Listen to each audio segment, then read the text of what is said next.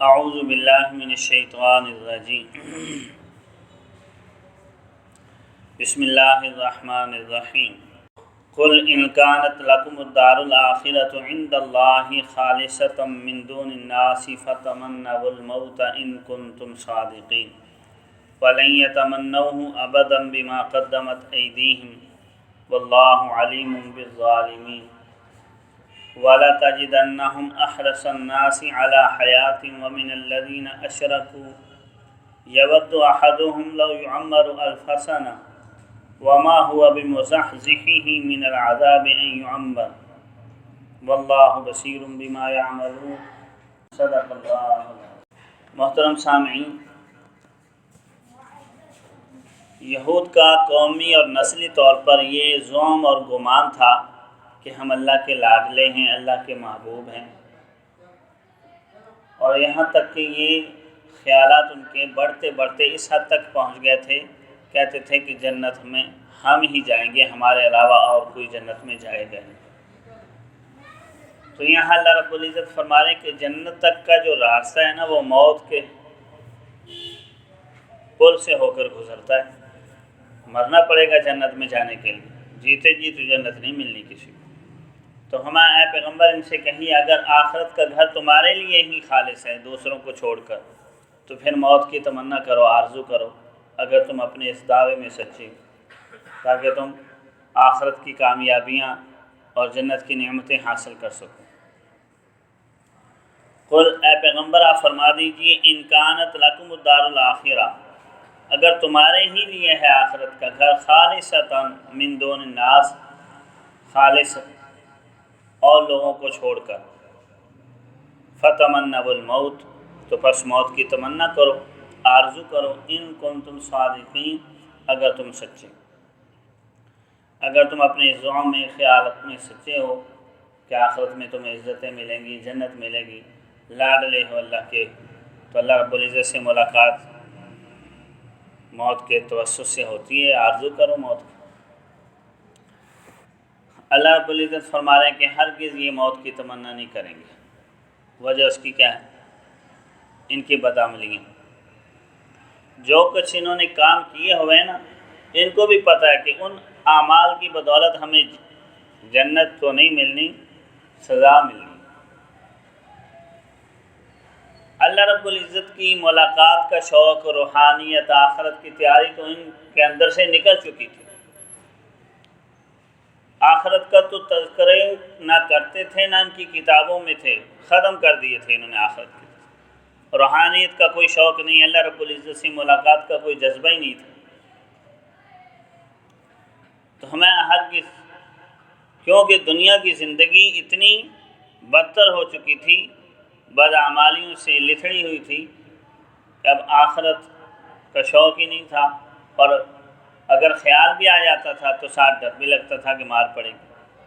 تو فرمایا وَلَن يَتَمَنَّوْهُ، ہرگز یہ اس کی تمنا نہیں کریں گے، ابداً، کبھی بھی، بما قدمت ایدیہم، بسبب اس کے کہ جو کس کے ان کے ہاتھوں نے آگے بھیجا ہوا ہے، جو کچھ کی انہوں نے کمائی کی ہوئی ہے نا، تو اس کی وجہ سے ہرگز اس کی یہ آرزو نہیں کریں گے۔ واللہ علیم بالظالمین، اور اللہ رب العزت ظالموں کو خوب جانتے ہیں۔ یہاں فطری طور پر ایک سوال پیدا ہو سکتا ہے کہ یہی سوال وہ ہم سے بھی کر سکتے ہیں کہ موت کی تم تمنا کر لو، تم بھی تو یہی کہتے ہو کہ کامیابی آخرت میں تمہارے لیے۔ تو ایک بات سمجھیں، مسلمان من حیث القوم یہ نہیں کہتا کہ فلاں قوم والے کامیاب ہیں یا فلاں قوم کے لیے جنت ہے۔ انہوں نے تو قومی اور نسلی طور پر اپنے آپ کو جنت کا مستحق ٹھہرا لیا تھا۔ مسلمان اس طرح نہیں کہتے، نہ مسلمانوں کا یہ عقیدہ ہے۔ مسلمان تو جو مومن ہے نا، وہ تو یہ کہتے ہیں کہ کامیابی کا دار و مدار ایمان اور اعمال صالحہ پر ہے، اور یہ مسلمانوں کو عقیدہ دیا گیا، اور مسلمانوں کی سوچ بھی یہی ہے کہ آخرت کی کامیابی حقیقی، وہ یہ نہیں کہتے کہ فلاں نسل والے، فلاں قوم والے، فلاں ملک والے کامیاب ہیں، نہیں، یہ تو من حیث القوم کہتے تھے کہ کامیابی جو ہو بنی اسرائیل کے لیے ہی۔ مسلمان یہ گمان نہیں کرتے، بلکہ مسلمانوں میں جو مومن ہیں وہ تو کہتے ہیں کہ ہم ایمان اور اعمال صالحہ کی بدولت اللہ رب العزت فیصلے فرمائیں گے اور ہم اس راستے پر چل رہے ہیں اور اس کے فضل کی امیدوار ہیں، امید لگائے ہوئے ہیں کہ اللہ رب العزت رحم و کرم والا معاملہ فرما دیں گے، اور ساتھ ساتھ ڈرتے بھی ہیں۔ اور نبی علیہ الصلوۃ والسلام کا بھی یہی ہمیں اسوہ حسنہ ملتا ہے، اور آپ نے ہمیں تعلیمات بھی یہی دی ہیں، الایمان بین الخوف والرجاء، کہ ایمان امید اور خوف کے درمیان نہ یہ کہ بالکل بے خوف ہو جانا کہ کچھ نہیں ہوگا، اور نہ یہ کہ ہم ہی کامیاب ہوں گے، ایسے بھی نہیں۔ تو اس وجہ سے مسلمانوں کی یہ عقیدے نہیں ہیں، اور اگر کسی کے ہیں یہ عقیدہ کہ من حیث القوم یا من حیث ذات میں کامیاب ہوں، تو یہ تو بڑا غلط عقیدہ، اس طرح کا عقیدہ کسی کو نہیں دیا۔ آگے اللہ رب العزت فرما رہے ہیں کہ آخرت کی تیاری تو دور کی بات ہے، یہ تو دنیاوی زندگی پر حریص ہیں، دنیا کی پلید زندگی پر یہ اتنے حریص ہیں کہ ہر شخص ان میں سے خواہش ان کی یہ ہے کہ 1000 سال ہمیں زندگی دے دی جائے، اور فرمائے لوگوں میں سب سے زیادہ اب ان کو دنیاوی زندگی پر حریص پاؤ گے، اور مشرکوں سے بھی زیادہ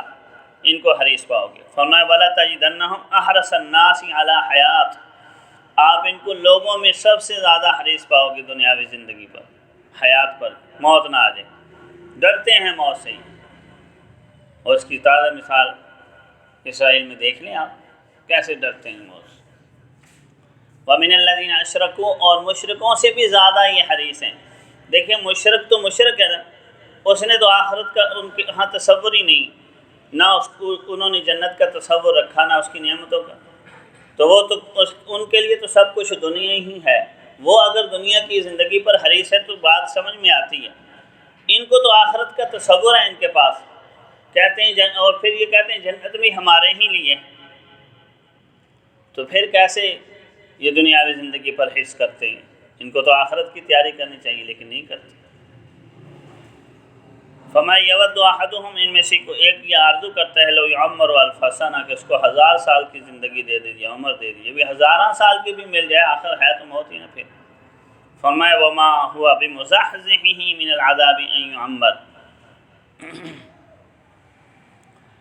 اور ان کو عذاب الہی سے نہیں بچا سکتا اتنی عمر دیا جانا بھی، یعنی کسی کو دے دی جائے نا اتنی عمر پھر بھی یہ عذاب سے نہیں بچ سکتا۔ واللہ بصیر بما یعملون، اللہ رب العزت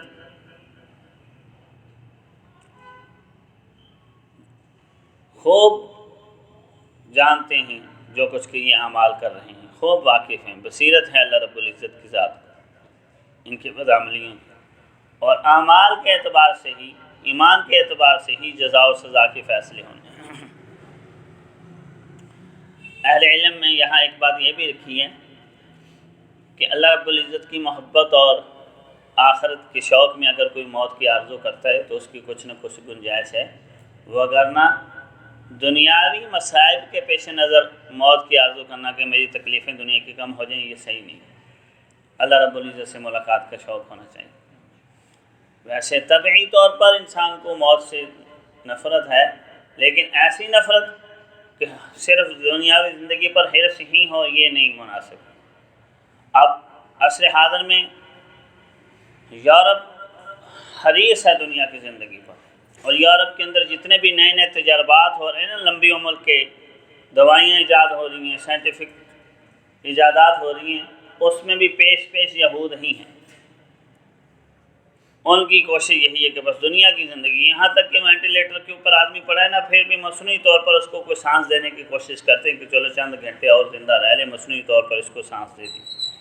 لیکن یہ اتنا حرص اس دنیا کی زندگی کی مناسب نہیں، آخر مرنا ہی ہے۔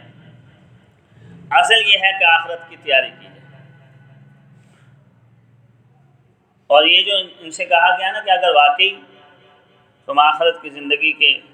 کامیابی چاہتے ہو تو موت کی تمنا کرو، اور ساتھ یہ بھی بتا دیا گیا کہ ہرگز یہ نہیں کریں۔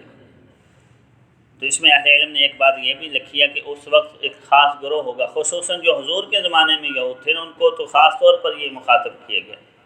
کیونکہ وہ مشاہدہ کیا انہوں نے دلائل کا، نبی علیہ الصلوۃ والسلام کا زمانہ دیکھا، آپ کے دلائل نبوت سے آگاہ ہوئے،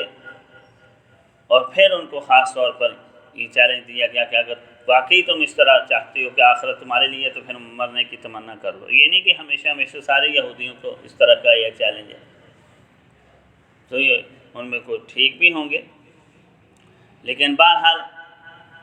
عمومی طور پر ان کی جو کمزوری قرآن کریم نے بیان کی ہے وہ یہی ہے کہ آخرت کی تیاری، رب تعالیٰ کا شوق، اللہ رب العزت کی ملاقات کا جذبہ نہیں، اور ایک مسلمان کے اندر یہ صفات، ایمان والے کے اندر یہ صفات ہونی چاہیے. اللہ رب العزت کی ذات ہمیں سیکھنے سمجھنے اور عمل پیرا ہونے کی توفیق عطا فرمائے. آخر دعوانا الحمدللہ رب العالمین.